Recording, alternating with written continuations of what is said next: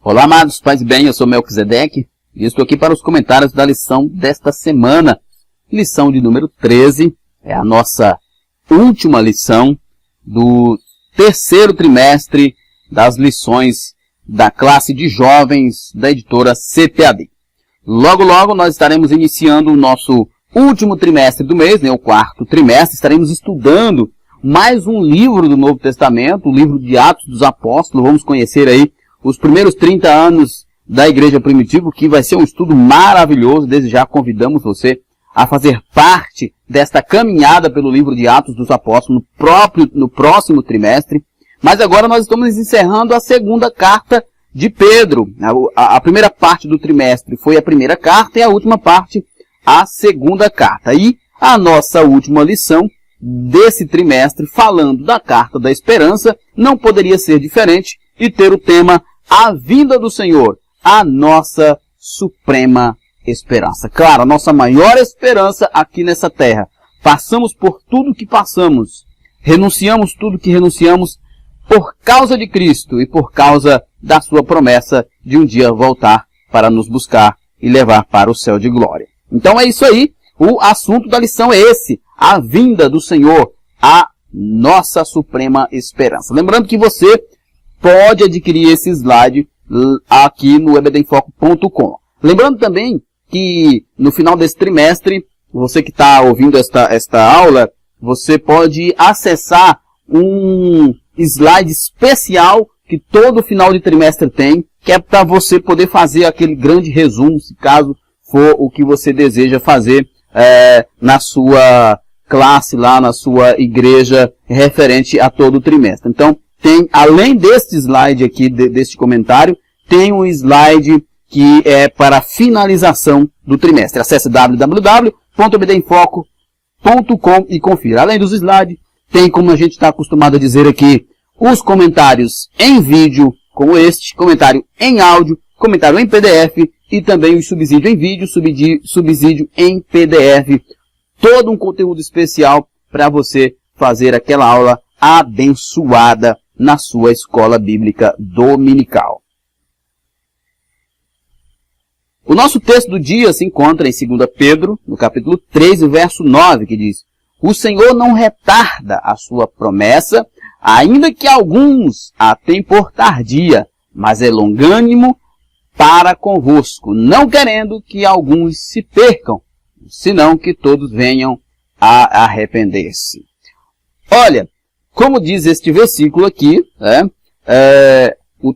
a nossa lição vai abordar um pouco sobre essa questão de que o apóstolo Pedro estava tratando ali nos últimos momentos dessa carta, sobre algumas pessoas está dizendo que Jesus não iria mais voltar, de que a promessa do arrebatamento era um equívoco, que desde o início do mundo nada havia sido diferente, que desde o tempo dos primeiros cristãos, apesar de estar bem pertinho ali, um pouco mais de 30, em torno de 30 anos ali talvez, depois da morte e ressurreição de Cristo, talvez nem isso tudo, mas eles estavam dizendo que há tanto tempo, desde os primeiros lá, estão dizendo que Jesus voltava, até agora não voltou. Então Pedro vai dar uma resposta especial ali para aquelas pessoas, que serve para nós também, para continuar alimentando a nossa esperança.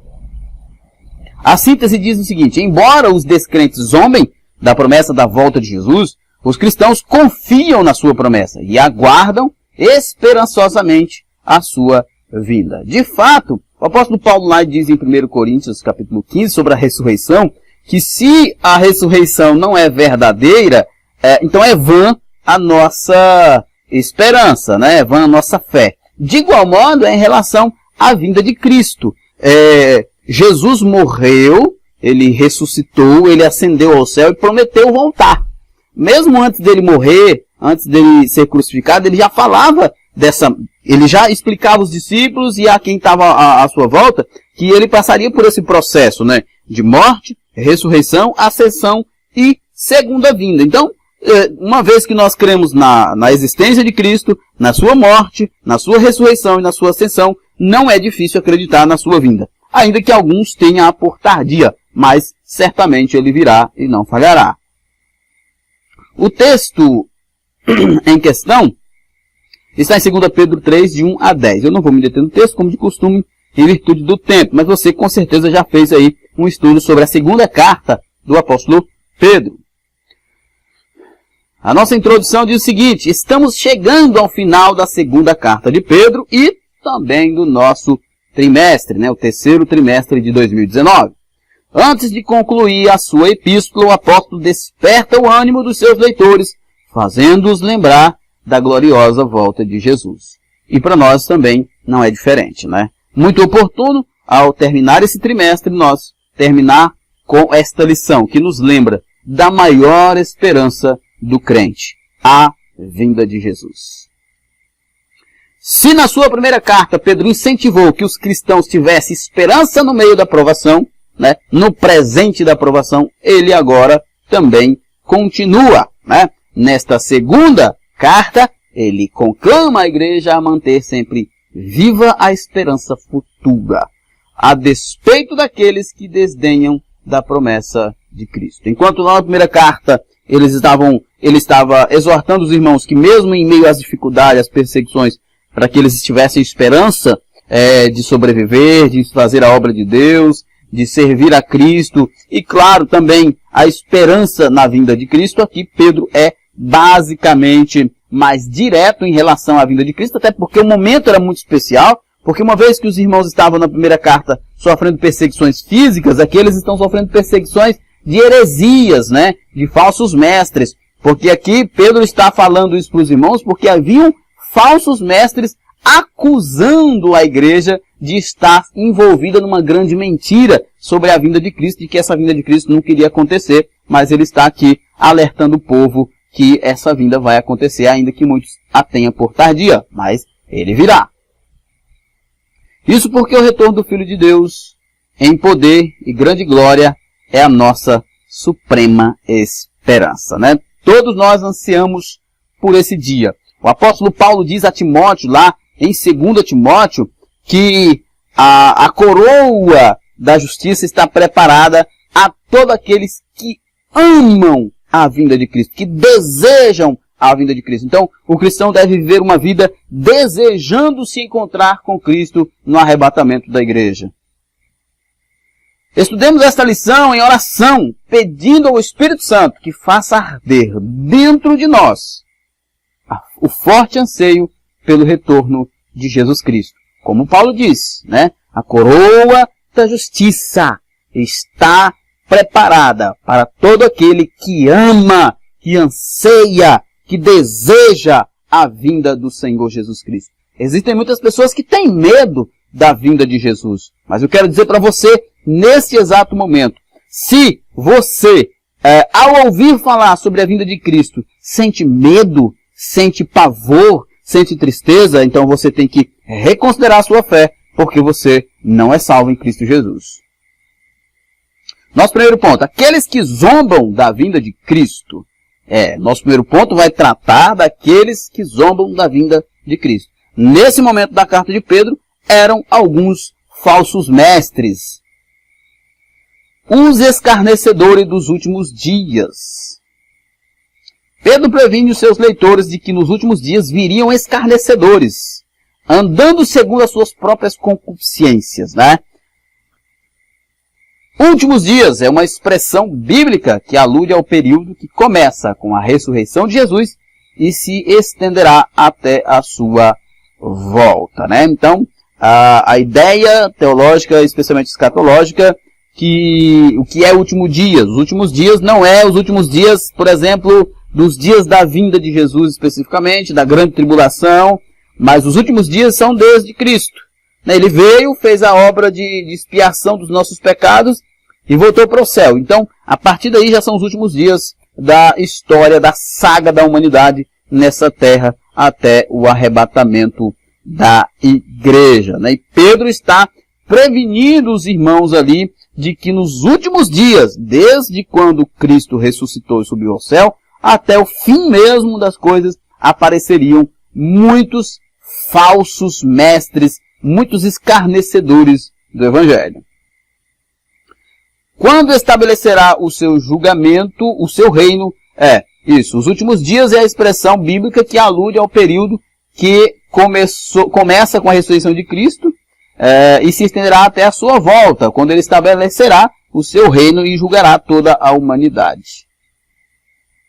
Nesse intervalo, segundo as Escrituras, muitos rirão da verdade, né? Paulo fala sobre isso justamente lá em 1 Timóteo 4 e depois em 2 Timóteo 3, alertando Timóteo sobre os falsos mestres, né? Para que Timóteo tivesse cuidado. Num tempo marcado pela multiplicação da iniquidade, né? Esse período do fim, em que muitos escarnecedores zombarão da verdade, rirão dos crentes, esse será um período de muita iniquidade. Segundo, o raciocínio herético. Essas pessoas pensam de forma errada.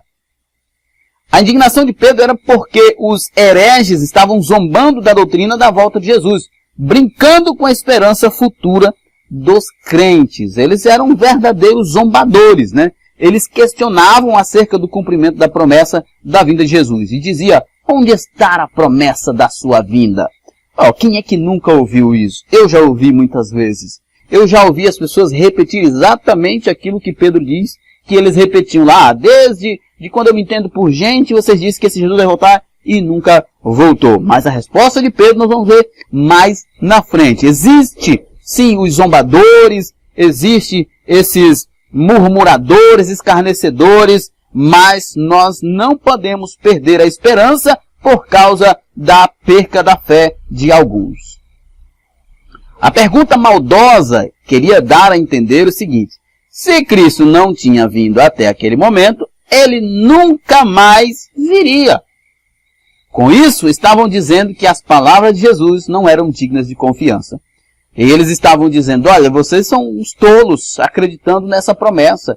E se essa promessa não é verdadeira, todo o resto que foi dito por esse Cristo também não é verdadeiro. Na verdade, eles levantam uma argumentação que é interessante a gente analisar. Por quê? Porque nós vivemos um tempo em que muitos cristãos, eles estão aderindo a essa ideia da não vinda de Cristo. Ora, se eu não acredito na vinda de Cristo, então não posso me considerar cristão, né? Isso aí é uma coisa anula a outra. Está dentro da fé cristã a morte, ressurreição, ascensão e segunda vinda de Cristo. Raciocínio idêntico é disseminado em nossos dias, não somente entre os descrentes. E aí, cuidado, Jesus Cristo não voltará. Será que ele não voltará mesmo? Ou será que ele voltará? Mas até mesmo entre alguns círculos cristãos, que interpretam a Escritura de maneira não ortodoxa, não crendo que Jesus retornará. É exatamente o que eu falei, até mesmo em círculos cristãos. Porque a gente olha assim, escarnecedores, falsos mestres. A gente pensa logo assim, é um cara que está bem claro que ele é um herege, que ele demarcou ali a sua posição de heresia. Mas nem sempre, mesmo em meio aos círculos cristãos, tidos como cristãos piedosos, alguns já estão abandonando a esperança da vinda de Cristo. Não abandone, ela é verdadeira. Se ela não for verdadeira, então nada mais é. Terceiro, o argumento falacioso. Eles têm um argumento falacioso. Como é de costume, os falsos mestres apelavam a um argumento falacioso. Algo que tem aparência de verdade, mas no fundo é uma enorme mentira. Eles diziam que, desde a antiguidade, a criação permanecia inalterada. Dentro da ordem natural do mundo, não havia espaço para acontecimentos extraordinários e miraculosos. Muito menos a segunda vinda de Cristo em glória. Era um argumento que eles diziam. Eles diziam que, desde que o mundo é a mesma coisa. Nunca teria acontecido algo tão extraordinário, tão grandioso, quanto a ideia da vinda de Jesus, né? Ainda que a morte e ressurreição de Cristo seja um evento extraordinário, né? Houve trevas, houve abalo das estruturas da terra, né? Houve um grande movimento. Mas estas pessoas diziam que não, a natureza, desde quando foi criada, desde quando existe, é a mesma coisa, nunca mudou. Então, não é essa vinda de Cristo que vai fazer alguma coisa diferente. Mas Pedro tem um argumento, né? Primeiro, esta afirmação está embasada em uma visão de mundo eminentemente naturalista que nega qualquer possibilidade de intervenção divina no universo, né? Que é aquela ideia de que o universo foi criado por acaso. Apesar de já haver algumas tendências aí de serem cristãos, acreditar em Deus e acreditar numa criação pela evolução, que é bastante contraditória, como diz aí alguns teólogos, né? E é um tipo de argumento muito bom para perverter crente, né? O Adalto Lourenço fala isso sobre essa ideia. Segundo ponto, a certeza da vinda de Jesus. Nós precisamos ter essa certeza.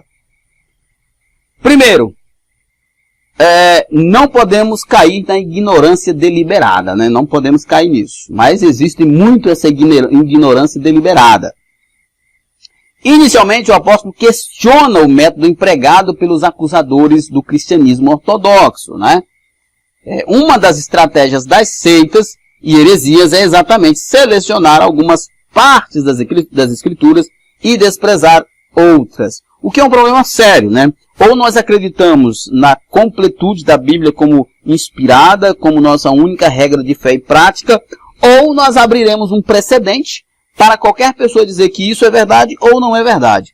Para poder fazer como as seitas fazem, pegam um texto aqui, por exemplo, Testemunho de Jeová, mudam até partes do texto bíblico. Os mormons também mudam, eles dizem que a Bíblia deles são uma alternativa melhor da tradução dos originais. Mas, na verdade, ninguém que tenha o mínimo de bom senso concorda com eles, a não ser eles mesmos. Porque eles fragmentam a Bíblia, né? Eles picotam a mensagem da Bíblia para poder dar ênfase àquilo que eles acreditam. Como é frequente, tomam passagens bíblicas isoladas e fora do seu contexto para dar credibilidade às suas falsas doutrinas, né?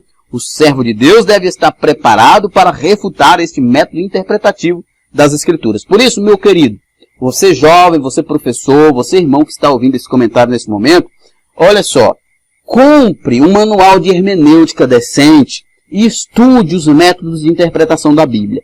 Eu já falei em vários comentários aqui, em cursos também no EBD Foco, e volto a repetir.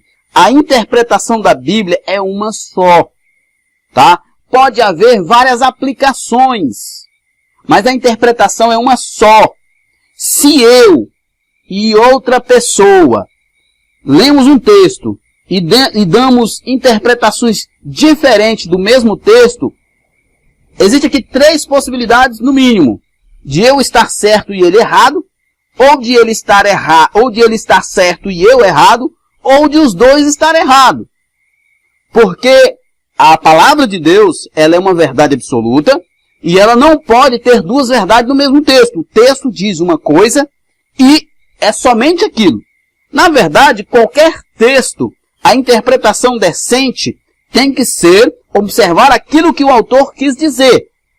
O que ele quis dizer? A partir daí a gente pode extrair lições, aplicações, mas a interpretação do texto é uma só.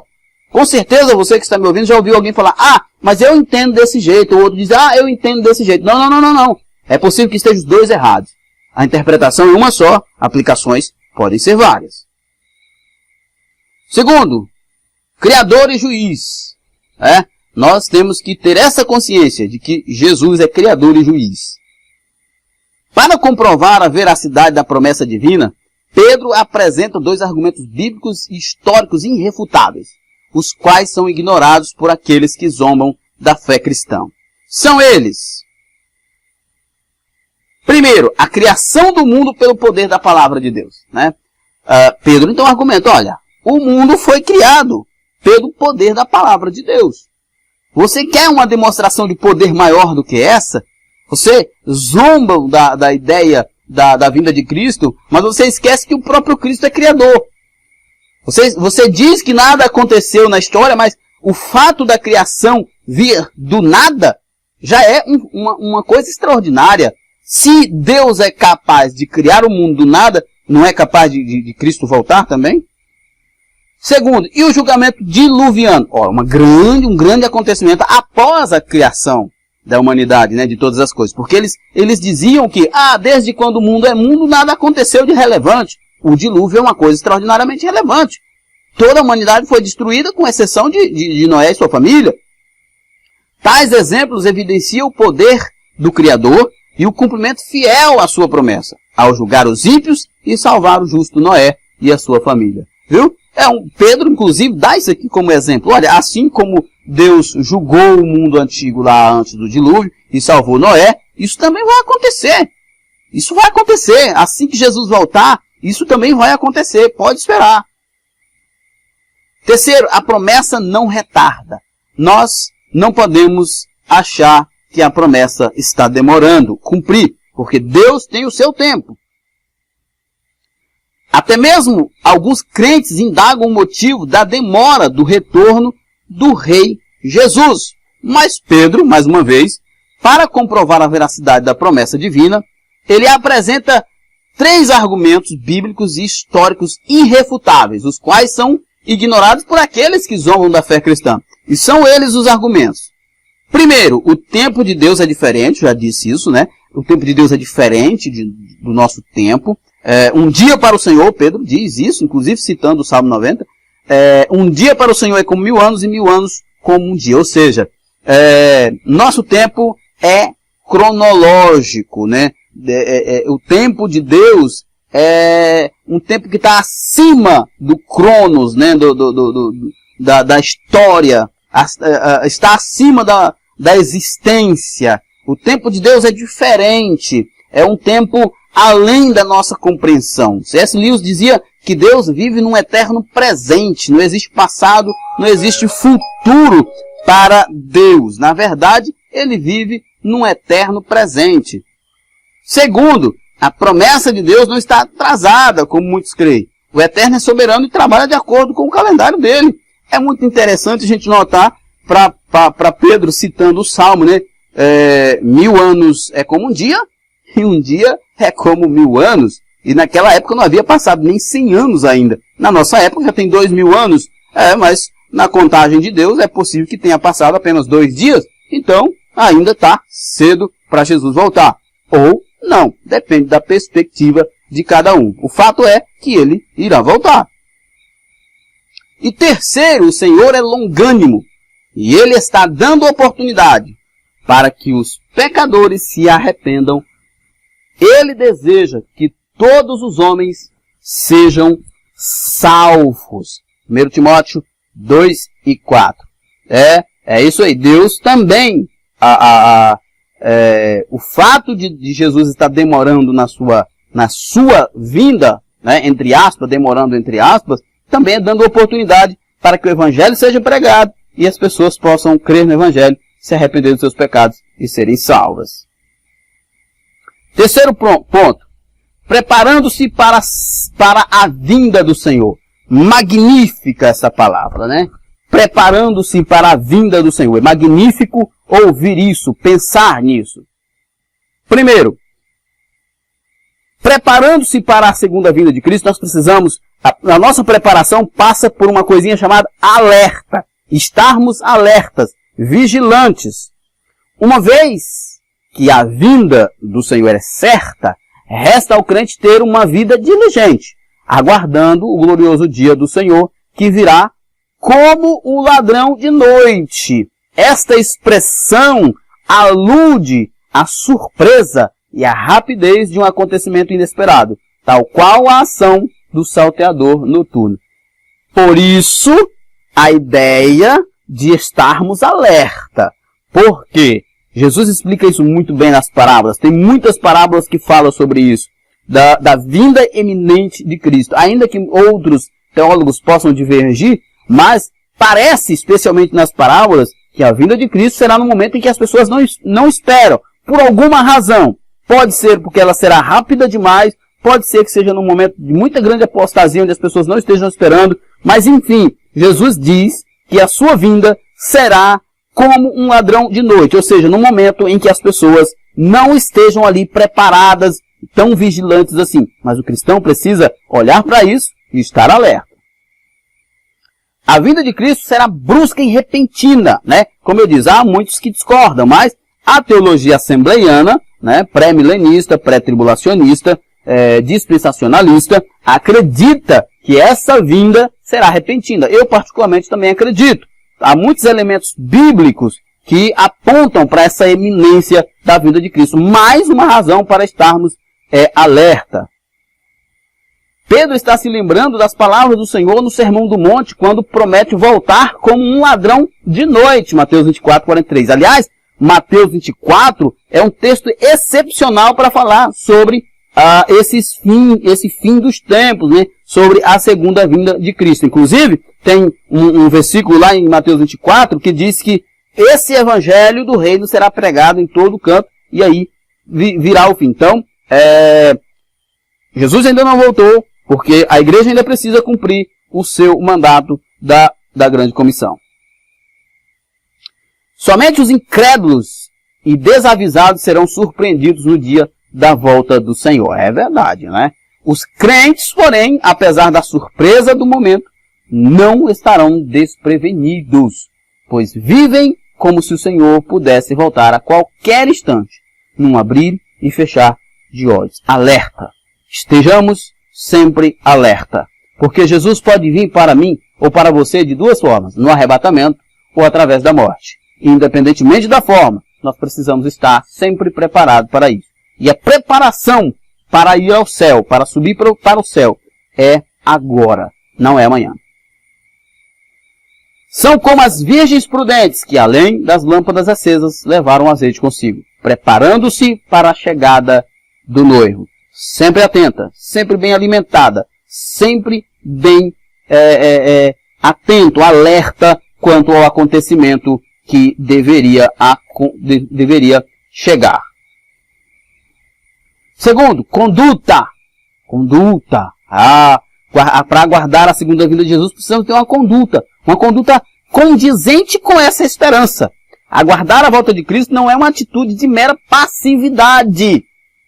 Tal expectativa requer uma postura vigilante e santa.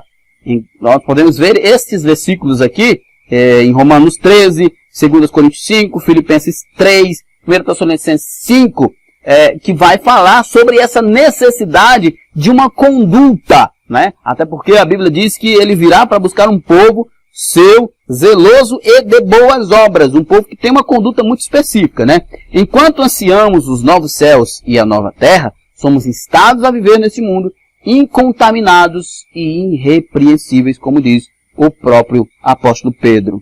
A conduta é indispensável. O cristão não pode pensar que ele, como cristão, subirá no arrebatamento da igreja, ou estará seguro mesmo com o advento da morte, com a chegada da morte, se ele não tiver uma conduta condizente com o Evangelho de Cristo.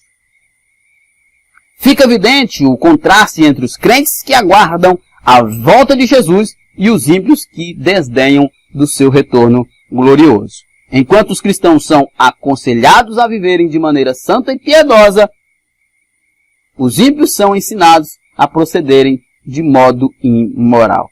Cada vez mais que falamos da vinda de Cristo, mais quem tem temor de Deus se mantém alerta. E aqueles que não têm, mais eles zombam e escarnecem. Mas enfim, o apóstolo Paulo diz que Deus entregou muitos deles para que eles se percam por causa dos seus pecados, porque não se preocuparam em conhecer a Deus, em temer a Deus. Isso demonstra que as crenças de uma pessoa acerca das coisas futuras definem o modo como ela vive nesta terra. O pastor Luiz Saião fala o seguinte, a vida das pessoas de antigamente, né, dos pagãos, especialmente os pagãos daquela época, aquelas pessoas tinham uma vida muito mesmo degradada, né? Muito sexo, muita bebida, idolatria, todo tipo de porcaria. Por quê? Olha, o pastor Luiz Saião vai dizer o seguinte, quando você não tem perspectiva da eternidade, a vida para você é qualquer coisa, né? Se você tem perspectiva da eternidade, então você vive uma vida diferente. Você vive uma vida para agradar aquele que lhe prometeu, que lhe fez essa promessa dessa eternidade tão maravilhosa. Aqueles que não acreditam em julgamento e vida futura vivem com base no lema: aproveite o momento. E é um momento mesmo. A felicidade dessas pessoas é de uma noite de final de semana. Na segunda-feira, a tristeza volta a ser a sua principal companhia. Enquanto isso, aqueles que acreditam que devem prestar contas ao Criador, o qual julgará todo ser humano, vivem a vida presente em santidade, temor a Deus. É uma vida feliz segundo o propósito de Deus. Isso aqui é bom a gente enfatizar. Se você diz cristão, se você diz salvo, mas não tem uma vida decente, com uma conduta adequada ao que o Evangelho exige, então lamento lhe dizer, você não subirá na vinda de Jesus. A nossa responsabilidade. Isso é importante dizer, porque as pessoas são extremistas. A salvação é pela graça, por meio da fé. Não vem de obras para que ninguém se glorie. Né? O apóstolo Paulo deixa isso bem claro em Efésios 2. Né? De fato, não é concebível alguém dizer que a salvação é por obras. Porém, a salvação não tem obras, mas existe responsabilidade. Porque o que Cristo fez na cruz do Calvário não foi uma mera brincadeira, mas foi o marco na história da humanidade. Foi a nossa salvação. E é por essa razão que ela deve ser vivida, desfrutada com responsabilidade. Uma vez mais, Pedro deixa transparecer em sua carta a responsabilidade do cristão em relação à sua chamada e vida espiritual. A respeito dessa passagem, Roger Stonestart escreve: existe uma óbvia impressão de responsabilidade humana fluindo através das cartas de Pedro. Embora Deus seja aquele que faz preciosas promessas, embora recebemos seu divino poder e chamada, a responsabilidade é acrescentada ao elemento divino. Uma vida moral e ética não se adquire instantaneamente após a conversão.